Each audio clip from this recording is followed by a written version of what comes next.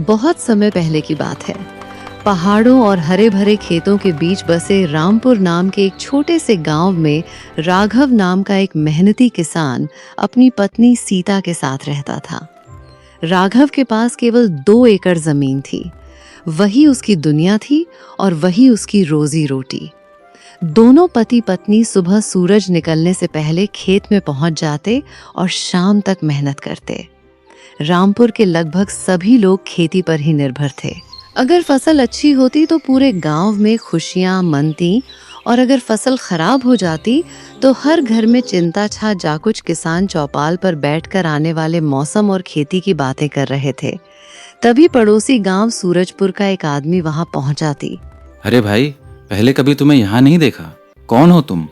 मेरा नाम गोपाल है। मैं सूरजपुर गांव से आया हूँ। अच्छा, यहाँ किस काम से आए हो? मैं यहाँ धनराज सेठ के पास बीज खरीदने आया हूँ। हाँ। क्या हमारे गांव के धनराज सेठ? पिछले साल भी मैंने उन्हीं से बीज खरीदे थे।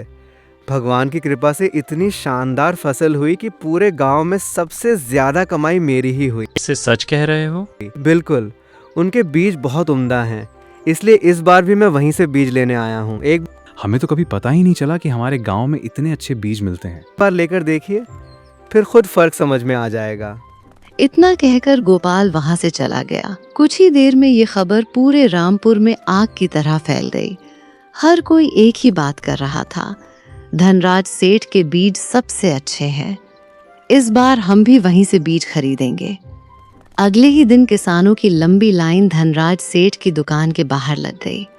धनराज मन ही मन मुस्कुरा रहा था। बस इसी दिन का इंतजार था। अब देखता हूँ कैसे मेरी तिजोरी नहीं भरती। सीता, पूरे गांव के लोग इस बार धनराज सेठ से बीज खरीद रहे हैं।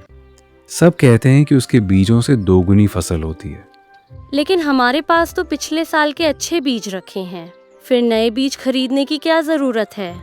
मैं सोच रहा था, अगर इस बार हम भी नए बीज ले लें तो शायद हमारी किस्मत बदल जाए। किस्मत मेहनत से बदलती है, महंगे बीज खरीदने से नहीं। हमारे पास जो थोड़े बहुत पैसे हैं वे मुश्किल समय के लिए रखे हैं। अगर सब बीज खरीदने में खर्च कर दिए और फसल खराब हो गई तो क्या करेंगे दूसरों की? ठीक है, इस बार हम अपने ही बीज बोएंगे। तुम्हारी बात। देखा देखी फैसला मत कीजिए। भगवान ने चाहा तो हमारे पुराने बीज भी अच्छी फसल देंगे। बात भी ठीक है।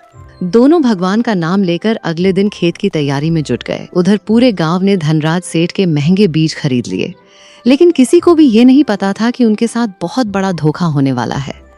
आखिर धनराज सेठ की असली साजिश क्या थी?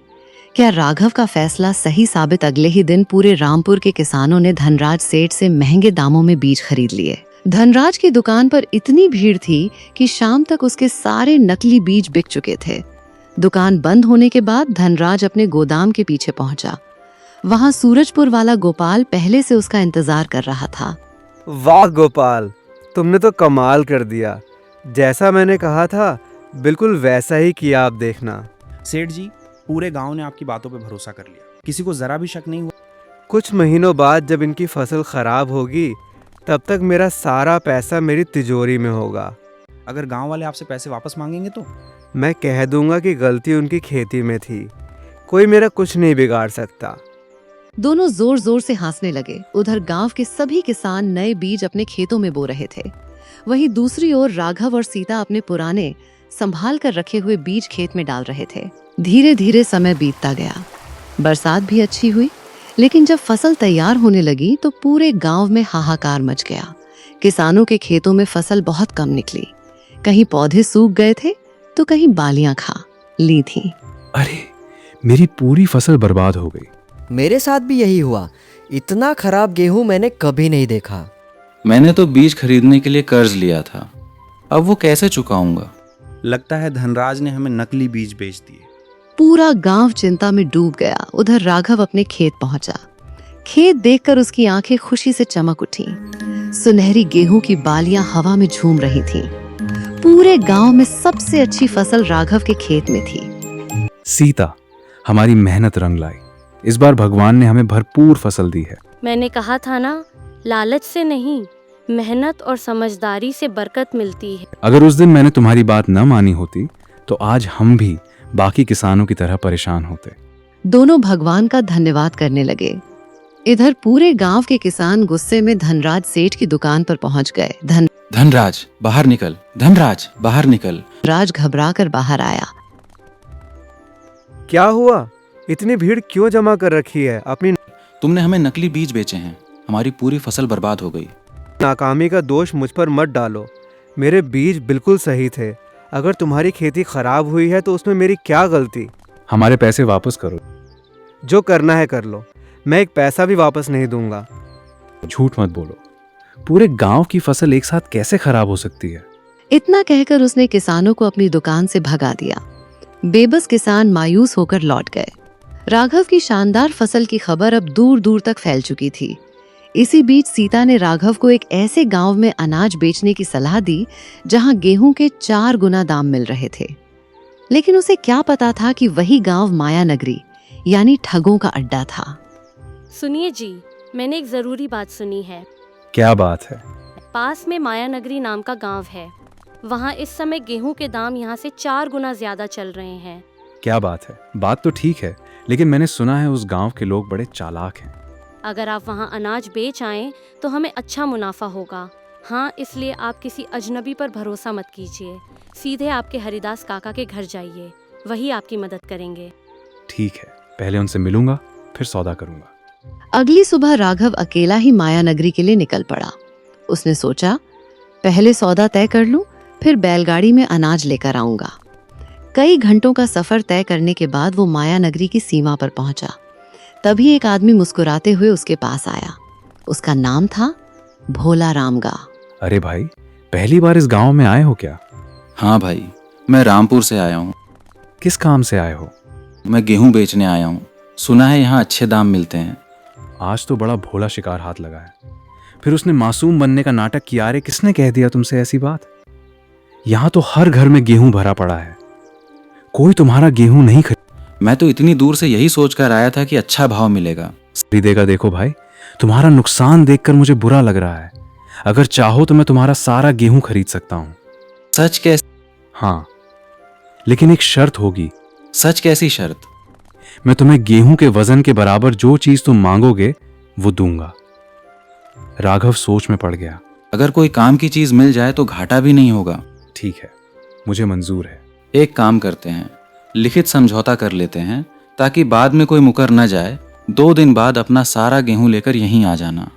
ठीक है, मुझे मंजूर है। भोलाराम पहले से तैयार कागज निकाल लाया। उसने समझौता लिखा और राघव से हस्ताक्षर करवा लिए। राघव को बिल्कुल अंदाजा नहीं था कि वो चालाक ठग के जाल में फंस चुका है। दोनों अपने अपने रास्ते चल पड़े। भोलाराम अकेला चलते हुए जोर से, इतना सारा गेहूं मिलेगा और बदले में कोई बेकार सी चीज देकर छुट्टी। अगर ज्यादा चालाकी करेगा तो पंचायत में यही कागज दिखा दूंगा। अब ये मेरे जाल से बच नहीं सकता। उधर राघव खुशी खुशी हरिदास काका के घर जाने के लिए निकल पड़ा। उसे बिल्कुल नहीं पता था कि माया नगरी में असली खेल अभी शुरू हुआ है। भोलाराम से सौदा करके राघव हरिदास काका के घर की ओर बढ़ रहा था। रास्ता सुनसान था। अचानक एक आदमी दौड़ता हुआ उसके सामने आकर खड़ा हो गया।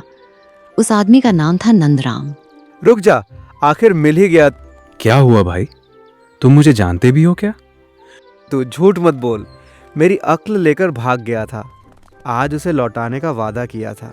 कोई किसी की अक्ल भी चुरा सकता है? बहाने मत बना, मेरी अक्ल वापस कर, नहीं तो मैं तुझे कहीं नहीं जाने दूंगा। तभी पीछे से एक और आदमी वहां आ गया। उसका नाम था जग्गा। अरे यही है वो आदमी। अब तुम कौन हो? इसने मेरा लोहे का कुर्ता चुराया है। हे भगवान, मैं पहली बार इस गांव में आया हूं।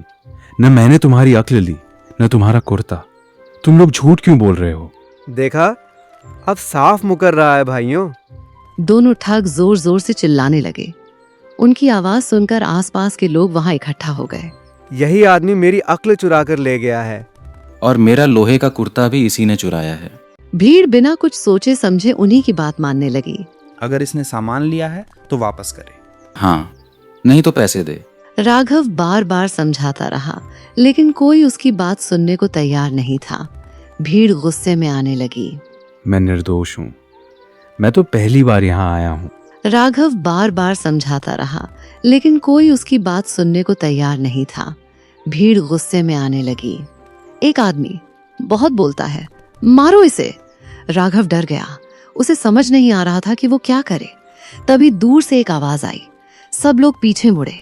वहां हरिदास काका खड़े थे। रुको! क्या बात है? तुम लोग मेरे भतीजे को क्यों मार रहे हो? इसने मेरी अक्ल चुराई है। और मेरा लोहे का कुर्ता भी। हमें हमारी चीज वापस चाहिए। हरिदास काका एक पल के लिए चुप रहे। वो सब समझ गए कि ये माया नगरी के ठगों की चाल है। ठीक है, अगर मेरे भतीजे ने तुम्हारी चीज ली है तो तुम्हें वापस मिलेगी, लेकिन उसे 2 दिन का समय दो। मैं इसकी जिम्मेदारी लेता हूँ। गांव वाले हरिदास काका की इज्जत करते थे, इसलिए सब मान गए। ठीक है, 2 दिन बाद पंचायत बैठेगी।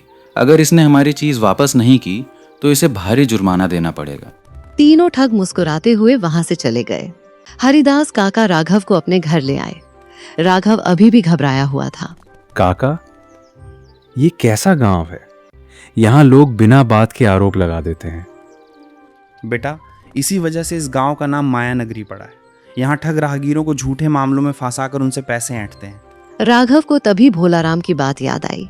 ये सुनते ही काका, मैंने तो भोलाराम नाम के आदमी से गेहूं बेचने का लिखित सौदा भी कर लिया है। हरिदास काका के चेहरे का रंग उड़ गया। बात याद है क्या? तुमने उससे लिखित समझौता कर लिया? बेटा, तुम बहुत बड़े जाल में फंस चुके हो। आई। राघव सारी बात सुनाकर चुप हो गया। उसके चेहरे पर डर साफ दिखाई दे रहा था। काका जी, मुझसे बहुत बड़ी गलती हो गई। मैं उसकी मीठी मीठी बातों में आ गया। अब मैं क्या करूं? घबराओ मत बेटा, अभी भी सब कुछ नहीं बिगड़ा है। लेकिन हर चालाक आदमी कोई ना कोई गलती जरूर करता है। लेकिन काका, उन्होंने तो लिखित समझौता भी करवा लिया है। बस हमें उसकी गलती पकड़नी होगी। आज रात तुम मेरे साथ नहीं बल्कि अकेले जाओगे, लेकिन कोई तुम्हें पहचान नहीं पाएगा। इन ठगों का एक सरदार है। हर रात ये सब उसके पास जाके अपनी चालाकियों का हिसाब देते हैं। तुम मुंह पर गमछा बांधकर वहां छिप जाना और बस उनकी बातें सुनना। हो सकता है वहीं से तुम्हें अपनी मुसीबत का हल मिल जाए। आधी रात होते ही राघव घर से निकला और हरिदास काका के बताए हुए जंगल की ओर चल पड़ा। जंगल के अंदर उनका एक अड्डा था। कुछ देर बाद एक एक करके सभी ठग वहां पहुंचने लगे। वापरून का सरदार भी आ गया था। उसका नाम था कालिदास। राघव एक पेड़ के पीछे छिपकर सब देखने लगा। मालिक, आज मैंने बहुत बड़ा शिकार फंसाया है। एक सीधा साधा किसान आया था। मैंने उसे यकीन दिला दिया कि यहाँ गेहूं की कोई कीमत नहीं है। फिर उससे लिखित समझौता कर लिया। अब उसका सारा गेहूं मेरा हो। क्या शर्त रखी? मैंने कहा कि उसके गेहूं के वजन के बराबर वो जो चीज मांगेगा मैं दूंगा। अरे मूर्ख! अगर उसने गेहूं के वजन के बराबर पक्षियों के पंख मांग लिए तो? या कोई ऐसी चीज मांग ली जो दुनिया में इकट्ठी ही न हो सके?